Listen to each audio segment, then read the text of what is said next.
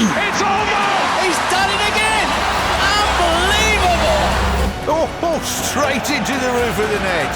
Nice one. Straight down the middle. So a good... Hi, you're watching Firstpost. I'm Rupha Ramani. Let's get started.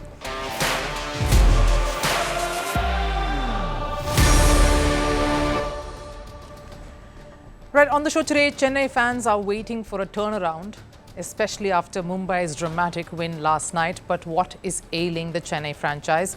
MSD's return as captain, did little as they crumbled to yet another loss in the tournament, a humbling one, especially at home. Can chaos really bring out the best here on? What's the solve?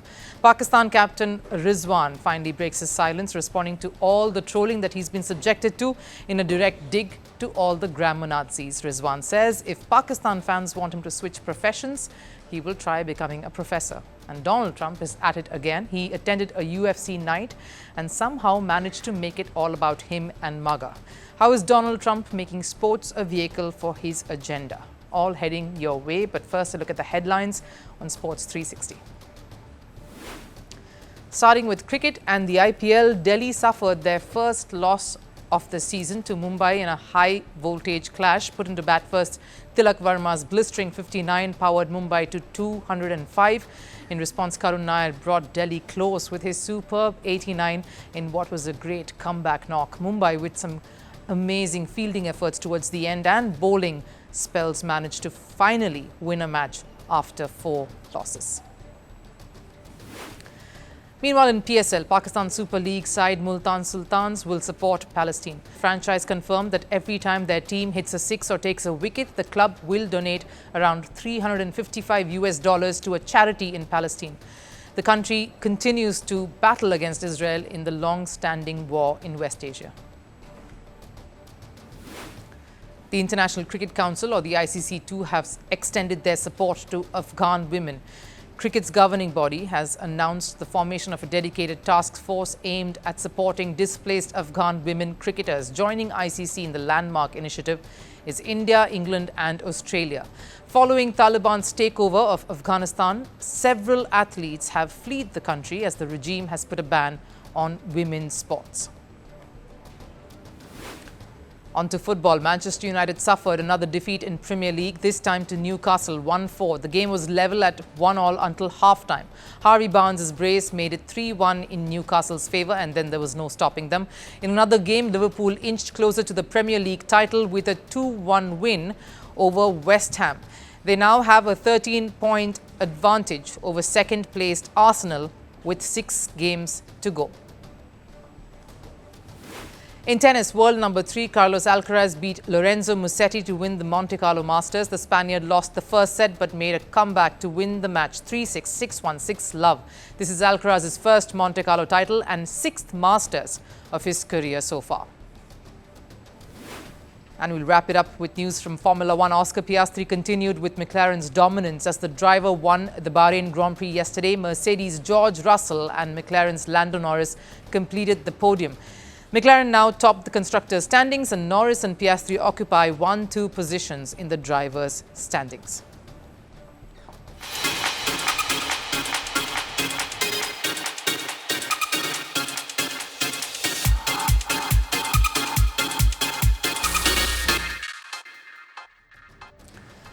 MS Dhoni back at the helm of affairs for Chennai, leading his Yellow Brigade out in front of a home crowd.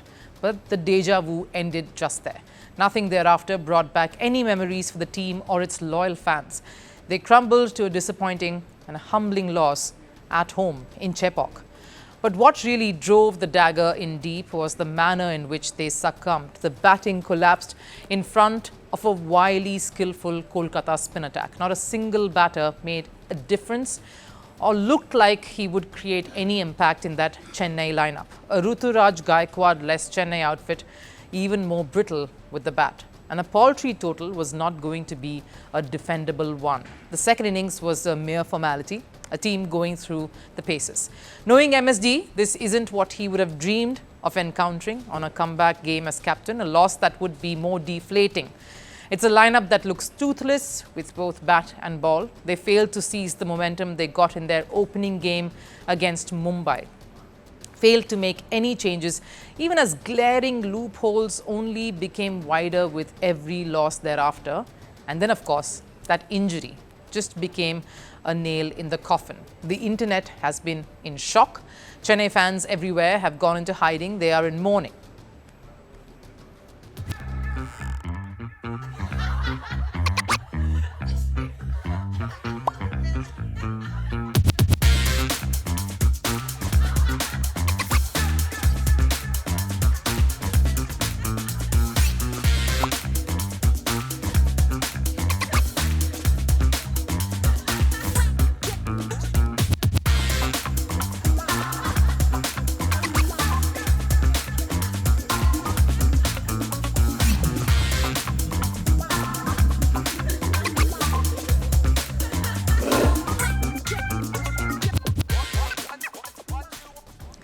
So what's the larger issue here? Could it be holding on to past laurels and a formula that worked in the past with certain set of people?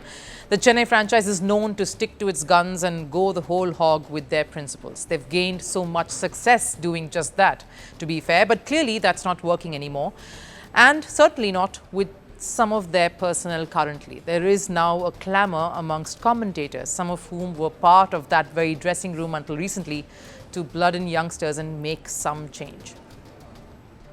At this stage, I think Chennai Super Kings should consider bringing in youngsters. A new face might come in, get some quick runs and boost confidence. Not just for themselves, but for the whole team. Stop giving excuses. There was no intent to play shots. If the ball is there to hit, you should go for shots. There is no harm in losing a game, but at least show some fight. It is sad to see a defeat like this. Yes, that's a fair call, but Dhoni wants hunger. He wants passion. He wants youngsters who can play with a lot of heart. Remember season 2020, a woeful one, the first of its kind. COVID had struck the entire squad hard and Dhoni had given some youngsters a go with little success. And MSD expressing his disappointment too at youngsters not really grasping the opportunity hungrily. There were few chances given to the youngsters. Maybe we didn't see the kind of spark that they could have given us to say, okay, push the experienced guys and make space for them. Having said that, they've roped in a teenager as replacement to Ruturaj Gaikwad, 17-year-old Ayush Matre from Mumbai, who already has had 2 Ranji hundreds to his name, a fiery opening batter who has an incredible list A numbers backing him, but has never played T20. Would Chennai be bold enough to give this youngster a go? Sounds crazy, right? Maybe Chennai needs a bit of that crazy right about now. The whole 11 feels like it's running on nostalgia. Time to think out of the box. Why not try some unsold players like Prithvi Shaw at this point? Would you try it? Even chaos is a strategy. Even chaos is a strategy, spoken by the man who sat at that table when Chennai first picked up MS Dhoni to become captain of the franchise. Chaos is also a strategy. If normal is not working, why not try the wacky? Maybe that's one reason for the slump, not going off the beaten track. Maybe get into more youngsters. There are so many that Tamil Nadu as a cricketing state has produced over the last many years. TNPL, the Tamil Nadu Premier League, is one of the strongest leagues currently in India. That's produced powerhouse talents like Washington Sundar, Sai Kishore, Sai Sudarshan, Shah Rukh Khan, M. Siddharth, Natarajan, all part of various IPL teams currently, just not Chennai. Could another obvious reason be just a spanner in the works with Ruturaj suddenly becoming personnel non grata? An unfortunate injury that has clearly switched up the momentum even further to spiral. Chennai, of course, is doing all they can to show Ruturaj is still there, very much involved, emotionally invested and travelling with the team. But is this the same Chennai that lifted trophies with everyone contributing to each other's success and, of course, witnessing memorable wins? There is a lot of reflection and looking inward that this franchise needs to do, and time is definitely ticking. Mohammad Rizwan stayed silent for a long time, facing the heat for his T20 performance, the captaincy snub, of course, and the way he speaks in English. The cricketer has finally broken his silence and has hit back at all his critics and, of course, the many trolls after what's been some horrid months on the field for him and Pakistan. Rizwan made an honest admission and said if Pakistan wants him to look for an alternate career, he wouldn't shy away from it. Rizwan took the PSL to make his intentions clear. Not too long ago, Pakistan snubbed Rizwan and another senior player, Babar Azam, when they dropped the two from the T20 format. The board said they were looking for new faces to take Pakistan cricket forward. Of course, that never materialized. Nothing changed as Pakistan suffered an embarrassing 1-4 defeat to a second-string New Zealand side, clearly proving that Pakistan's youngsters weren't ready to take over the reins, not just yet. And when the Pakistan Super League got underway, Rizwan was again in the centre of it. The Multan Sultan's captain scored 105 of 63 balls to power his team to 234 against Karachi Kings. Well, on most days, this would have been a winning score, but his side ended up losing the match. Not the ideal result, but Rizwan took this as a way to show everyone he was not done with the T20 format just yet. That as a batter, he was up there with the very best. The perfect response to Pakistan cricket team selectors who'd phone him off T20 cricket. Now, this wasn't the only debate that Rizwan put to rest. Before the game, Rizwan was asked about getting mocked for his English. I don't care. My only regret is that I did not get enough education. But I'm not even 1% ashamed that I can't speak English. Ever since Rizwan was appointed as captain of the side, he has been heavily trolled for his communication skills. As the captain of his team, the cricketer has had to address press conferences, post-match events and interviews and anything that is related to the matches. But given his lack of command in English, Rizwan was ridiculed to the point that it overtook even the criticism the team was incurring due to the losses. And it isn't just fans, but former cricketers like World Cup winners Brad Hogg, who laughed along as well. Why is a player expected to achieve excellence in something they weren't hired for in the first place? If an Englishman comes here, I can communicate with him and can even roam around the city for a day and he would not feel anything. Only those will feel who are mad at me. The thing is, Rizwan never let this come in the way in his pursuit of the sport. He has played against international stars and alongside them too in league cricket during his county stint with Sussex in 2022. If he is able to convey strategies, game plans to his side and have a decent conversation of it, shouldn't that be the end of it? Pakistan is demanding cricket from me. Pakistan is not demanding English from me. When it does, I'll leave cricket and become a professor. But I don't have that much time. Maybe it's a subcontinent thing because you don't see many of these European sportspersons getting mocked for their lack of English communication skills. In fact, the accent or how they speak becomes more alluring. When they struggle to communicate in English, it's considered adorable, even cute. If anyone needs to be blamed for this, it's the fans themselves. It started as a joke that probably did not land and then was lapped up by many trolls online and steamrolled into a toxic trolling mess, capitalized as content by many commentators, all resulting in one cricketer being caught in the middle of a storm. Sure, a captain needs to know how to communicate, but why the language he does it in and why does it matter? MS Dhoni, for the longest time, tried to sharpen his English-speaking skills. Many cricketers today, too, need translators to get their point across. The sport and everyone connected with it, particularly the fans, need to rise above this because fans are just as well stakeholders of the game and their collective voice leaves an impact on the players. So maybe critiquing cricket skills would be a more wiser move. At least that results in some self-reflection and a change for the better that influences a country and its quest to get better. US President Donald Trump had a PDA moment. Trump did not hold back in showing his love and affection for MMA when he attended a UFC event over the weekend. His first since rejoining the White House earlier this year. And just like his other sporting appearances these days, this one had it all too. A hero's welcome, a team to back him up, drama with a hint of controversy. And while initially it was all about his passion for various sporting disciplines, Trump is now making sure his administration takes equal interest too. All showing how Trump is using sports as a key tool in his agenda. Our next report tells you more. a crisp Miami evening hosted the UFC 314 event. A little over 20 degrees, a perfect setting where the sport such as MMA can make up for the heat and intensity.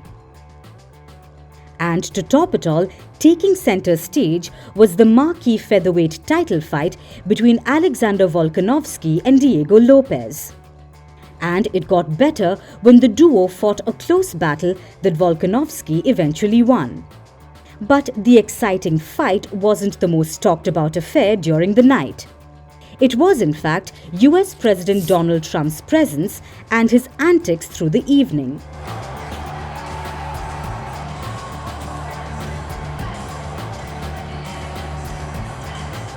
More than the fans of Volkanovski, Lopez or other competitors such as Michael Chandler and Paddy Pimblett, it was MAGA supporters taking charge at the Kaseya Center. It looked less like a UFC event and more like a Trump rally. The red of MAGA, the cheers for America and fandom for USA's Commander-in-Chief. And why not? The president was attending his beloved sport for the first time since regaining control of the Oval Office earlier this year. His presence at the arena only proved how invested he is in UFC. One of the reasons is also his close friendship with UFC President Dana White. And think about it, UFC as a sport reflects Trump's personality more than anything. The president loves a good battle, a bloodied affair when no one is ready to back down.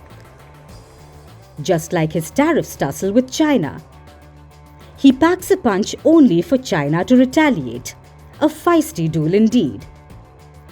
And it isn't just the UFC that Trump has shown interest in.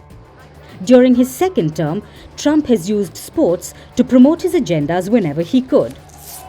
Be it showing his stance on the Black Anthem when he became the first sitting US president to attend the Super Bowl this year, or targeting Canada in the tariff impositions by using America's ice hockey supremacy, it all proves that the president's motive of making America great again goes via sports too.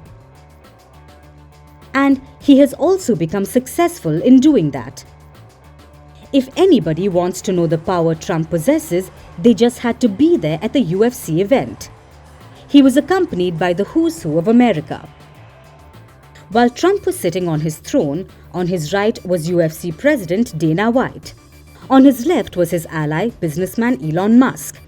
And guarding him from behind were Health Secretary Robert F. Kennedy Jr., FBI Director Kash Patel, and Director of National Intelligence Tulsi Gabbard. An army right there to show Trump's supremacy. And there was a dash of controversy too.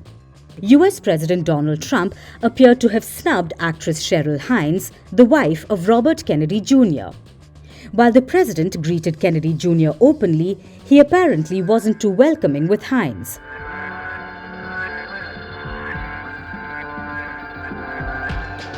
While the display of power sure made a point at the UFC event, the president gave more fodder to the world when he broke into an impromptu dance.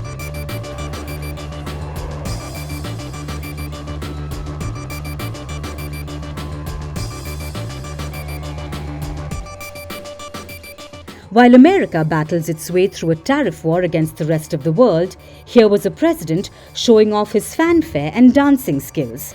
An act to prove that he isn't least bothered and surely won't be the one backing down.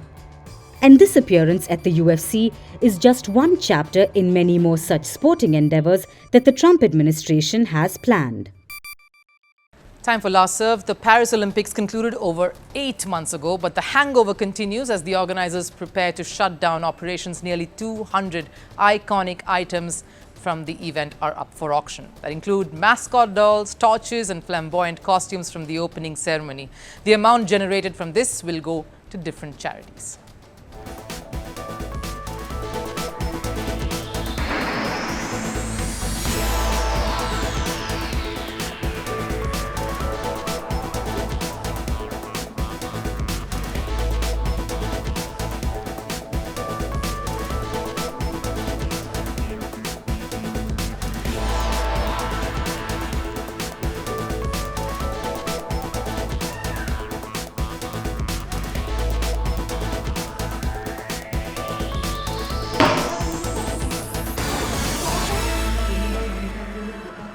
That wraps it up here on First Sports. I'll of course see you again tomorrow with fresh perspectives from the world of sports. Till then, do take care. Bye-bye.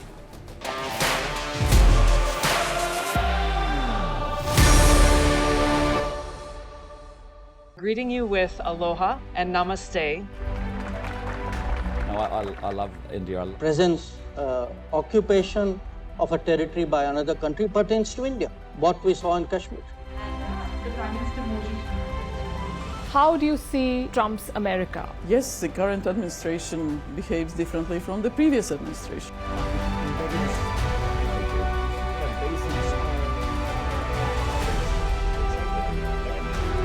Are you saying that there are foreign powers who are trying to bring down the current government in Syria? Exactly. Bluntly, Iran, maybe Russia too. Prime Minister Modi committed to South-South, cooperation. Not over 50%. Is Ukraine prepared to pay the price for that peace? No compromises at the cost of territorial integrity and sovereignty.